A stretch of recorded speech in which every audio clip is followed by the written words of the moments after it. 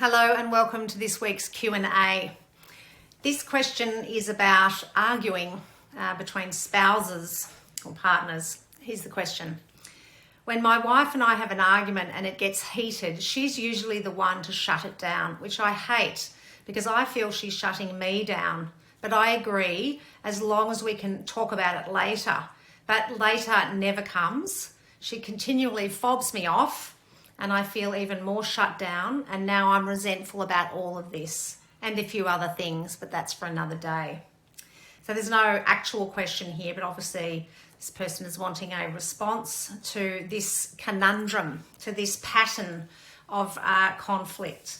So the first thing to say is that shutting down or stonewalling is another word, putting a wall up is a coping strategy for when you're flooded, when your threshold for the conflict and the heat and the sense of threat has been met. The threshold is at its limit, and the coping strategy is to shut down. And yes, it definitely feels like you're being shut down because you're getting no response from the person. That's because they can't respond because they're overwhelmed with emotion, and their way of coping with that is completely switching it off. Remember, emotion brain at the back and here thinking brain at the front. The emotional brain is running the show here. You don't have access to your thinking brain when you're in that state. So there's no point in you trying to access or talk to your spouse or partner when they're in that state. I imagine you're probably in a similar state, and encourage you to be more conscious when you do get like that and what you're doing as well, because you're not going to have a productive conversation when either of you are in a heightened emotional state. So yes, the shutting down is a coping strategy. It's unworkable as an ongoing strategy. What we need to help you do is intercept your emotional state a lot earlier.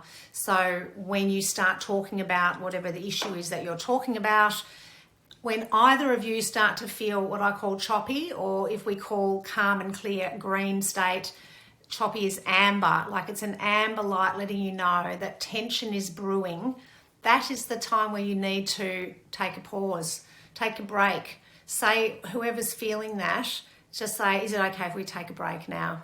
I'm feeling choppy, or I'm in amber. Can we come back to this later? And then, as this person's saying, the most important next step there is when later is, and agreeing on that time. And if it needs to be rescheduled then it does. We're wanting to create a sense of trust about how we go about this process together. So we start a conversation, one or both of us gets choppy or into that amber zone, and we agree on pausing, then we agree on when we will return to the conversation. And then when we do that, we start again in green state, calm, clear, and connected, speaking and listening in turn, paraphrasing and validating. The minute we go into amber, we take a pause. One of my favourite sayings is difficult conversations take many sittings. And this is, it sounds like what's happening is every time they get into that state, they never actually get back to the conversation, which is very, very important.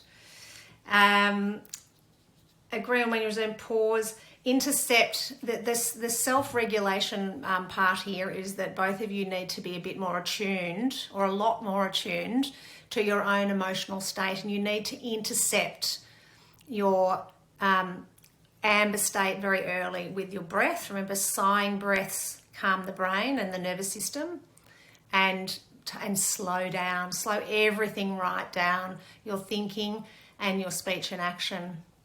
Get up, make a cup of tea, have a walk around the house, whatever it is that you need to do. But wait until everything calms down a little within. And lastly, I think it's important to address the point of resentful, that he gets resentful about all of that happening. Remember, we're practicing self-awareness and we're accepting of events as they happen in life. And then we're doing what we can to be compassionate towards ourselves and other people when we get into those, difficult situations in relationships. Clearing resentment. Here's a quick 6-step practice. Practice awareness of your resentment. What am I resentful about? And practice awareness and validation of your feelings. So awareness of why you're resentful, validate and soothe your hurt feelings. Practice acceptance that all people are different and make behavioural missteps. Don't we all make behavioural missteps from time to time?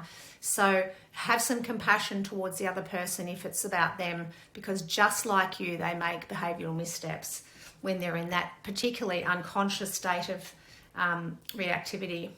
Practice taking a balanced view of what happened. Practice non-judgment towards how you feel and towards the other person. That doesn't mean to dismiss your feelings. It's to say to yourself, I feel disappointed or let down, and that's okay. I accept that. That's understandable. What we're wanting not to do is have a reaction to that, and it's their fault that I feel this, and then that's where resentment is born. And the last one is practice forgiveness, forgiving them and yourself for having that reactivity, and that will help you get into a clear state about how you're going to handle getting into that high conflict situation next time. So I hope that's helpful. See you next time on a Q&A.